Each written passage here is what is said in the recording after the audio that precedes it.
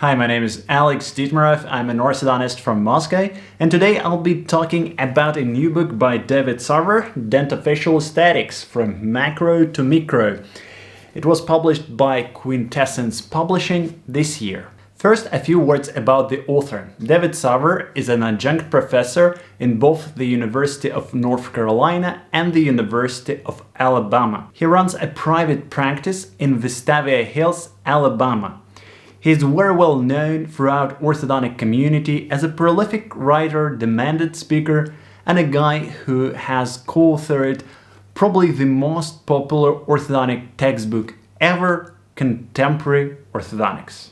In the very beginning, Sarver states that the style of this book is to ask a lot of questions and encourage you to think.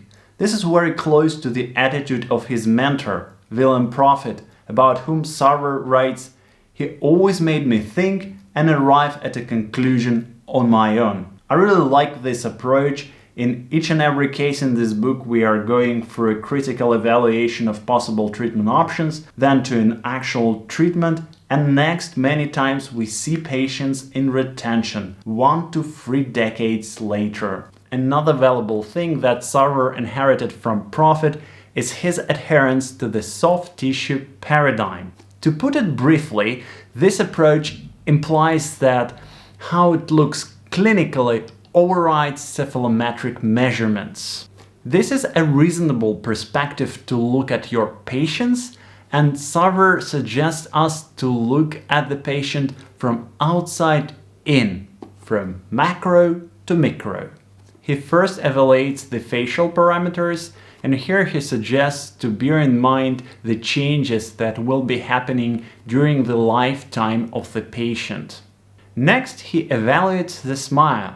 Here I like his point that the profession of orthodontics has hundreds of cephalometric analyses, but no smile analysis whatsoever. Although it's obvious that patients come to us to get a pleasing smile, not to fix some irritating cephalometric discrepancies.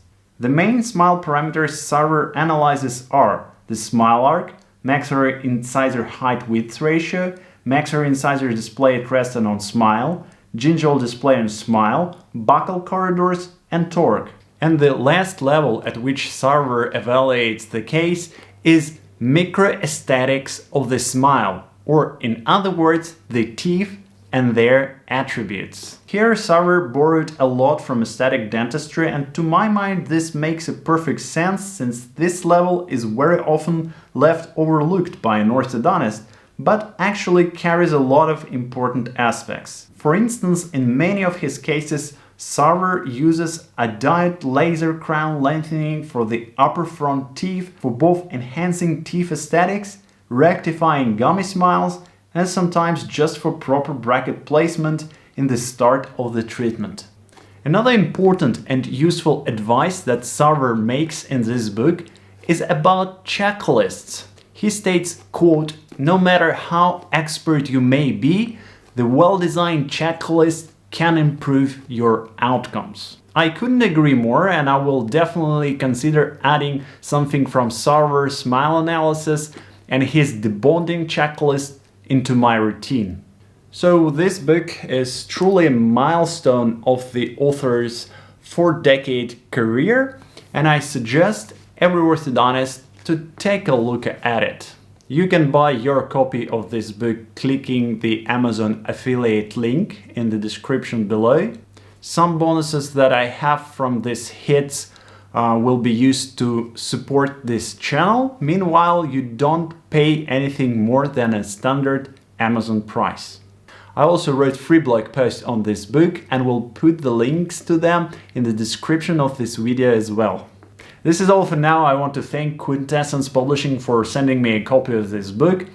I wish everyone to have great reads and stable results.